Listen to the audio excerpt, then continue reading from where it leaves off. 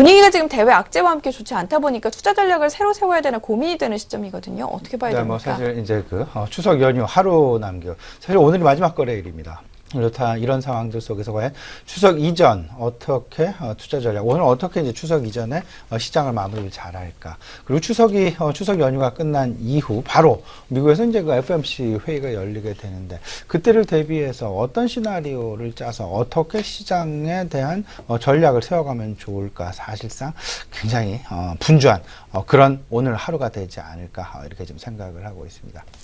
다들 알고 계시겠습니다만은 연준 의원들의 어떤 그 매파적인 발언 그리고 어제는 비둘기파적인 발언 그들의 입 한마디에 의해서 시장이 일희일비 말 그대로 변동성이 크게 확대되는 그런 상황들이 진행되고 있다라는 거. 어찌 보면 이 상황들은 너무도 당연한 그런 상황들의 전개다라고 보셔야 될 것 같고요. 이 부분은 아무래도 FOMC 회의가 임박하면 임박할수록 설사 금리 인상이 12월 이후로 연기된다 내지는 지연된다라는 그런 판단이 내려진다 하더라도 시장은 일단은 계속되는 변동성 속에서 진행이 될 수밖에 없을 것이다라는 부분들 생각을 좀 해두실 필요는 분명히 있어 보인다 말씀을 드립니다.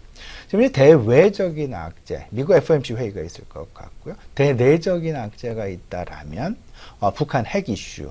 그리고 뭐 사드 배치와 관련된 이슈, 그리고 아울러서 삼성전자와 관련된 이슈가 크게 우리 시장 좌지우지하고 있다라고 보셔야 될 것 같습니다. 물론 국제 금 가격의 어떤 그 변동성 상황, 그리고 국제 유가의 변화 부분, 이런 부분들은 어찌 보면 글로벌 유동성과 관련된, 글로벌 금융시장과 관련된 실물 시장과의 어떤 그 상관관계 속에서 물고 묶이는 서로 간의 상호 연결고리가 되어주는 아니면 상호 영향을 주는 그런 현상들이 지금 현재 나타나고 있다라고 보셔야 될 것 같고요.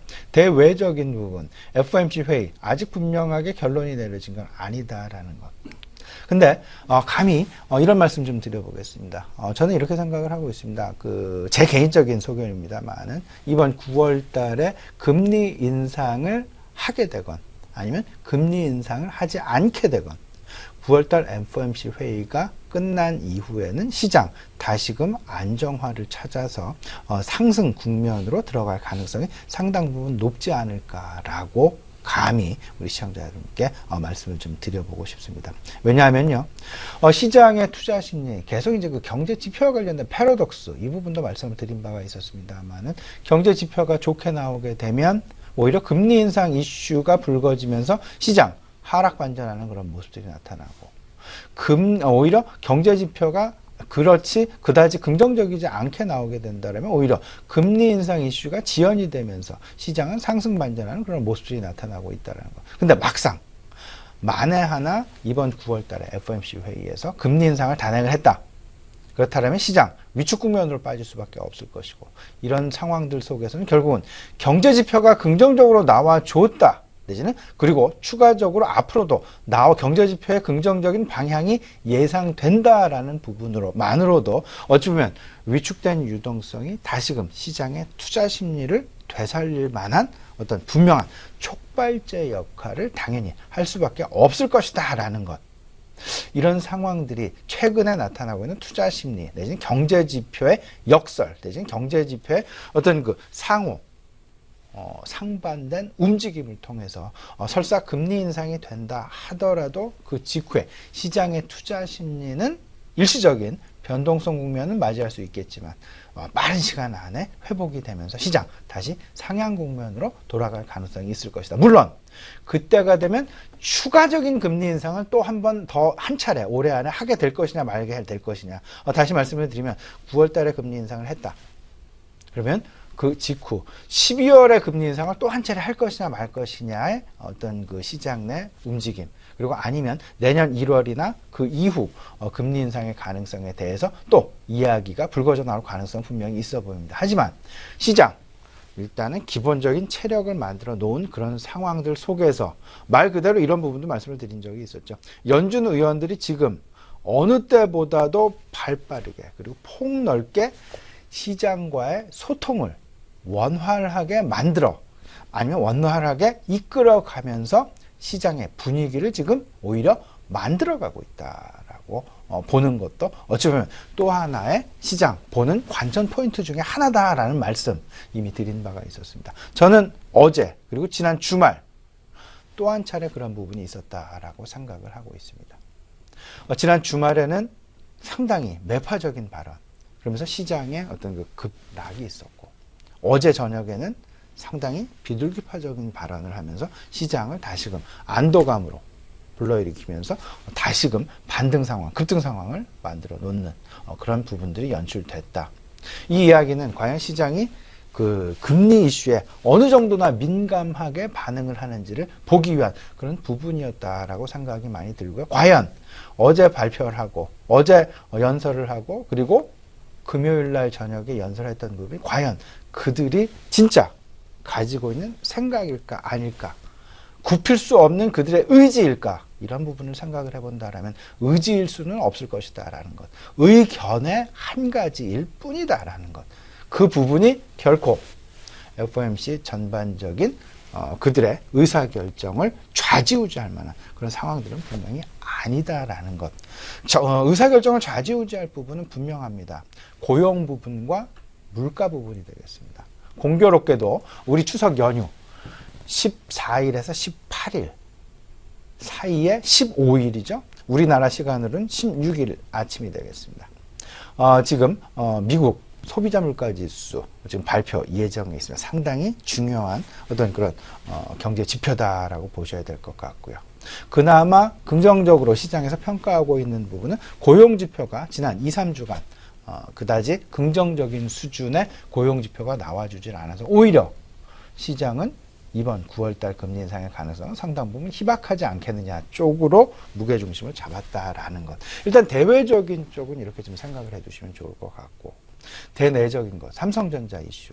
사실은 오늘 조금 저는 삼성전자, 일단 오늘 뭐 반등이 나온다 하더라도 저는 감히 말씀을 드리면 삼성전자, 일단은 지금은 숏 쪽으로 가는 것이 좋겠다. 매도 관점으로 삼성전자를 대응하는 것이 맞겠다. 불과 2, 3주 전까지만 하더라도 삼성전자와 삼성전자가 아닌 주, 이렇게 시장이 나눠졌다라면, 그러면서 삼성전자 쪽에 상당히 쏠림 현상이 나타났다라면, 지금은 그 부분이 거꾸로 돼서 다시금 삼성전자 아닌 쪽으로 나눠지게 되면서 오히려 삼성전자를 버리고 삼성전자가 아닌 쪽으로 시장의 관심이 지금 옮겨가고 있다라는 부분.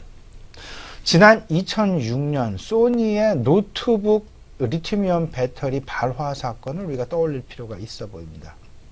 그때도 미국의 자국 산업의 보호, 델 컴퓨터, HP 컴퓨터, 그들의 이제 자국 산업의 컴퓨터 산업의 보호를 위했다라는 그런 이야기도 있고, 지금 최근에 이제 그 삼성전자 갤럭시 노트 7 이와 관련된 자발적 리콜을 했음에도 불구하고 미국 정부의 사용 중단 권고 조치, 사실상 상당히 심각한 수준, 상당히 수위가 높은 수준의 정부 차원에서의 입김이다라고 보셔야 될 것 같습니다.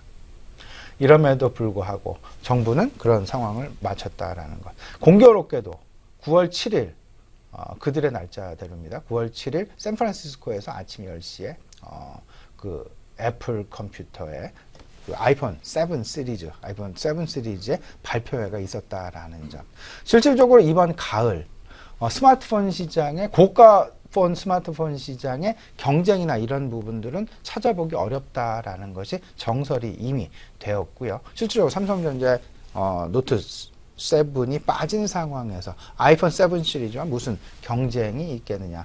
LG전자의 V20가 있긴 합니다. 하지만 워낙 시장 점유율의 격차가 크기 때문에 실질적으로 맞수 간의 경쟁이다라고 보기는 어렵지 않나라는 생각이 좀 많이 들고요. 다만 삼성전자가 점차 그들의 경쟁력, 과연 어떻게 지금의 어려운 상황을 극복해 나갈 것인지. 전 오늘 아침 뉴스, 조간 뉴스, 그리고 어제 저녁 뉴스를 뜨겁게 일면 머리 기사로 나온 것이 이재용 부회장의 등기 이사에 편입이 되는 그런 부분.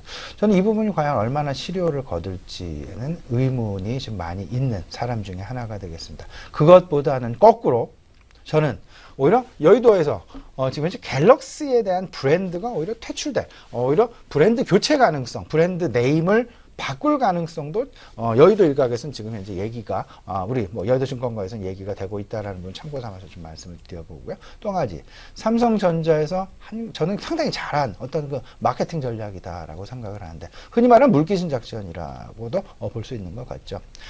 그 삼성 SDI의 배터리를 일단 공급 일단 하지 않고 오히려 중국에 있는 ATL사로부터 전량 공급을 받을 것이다라는 발표.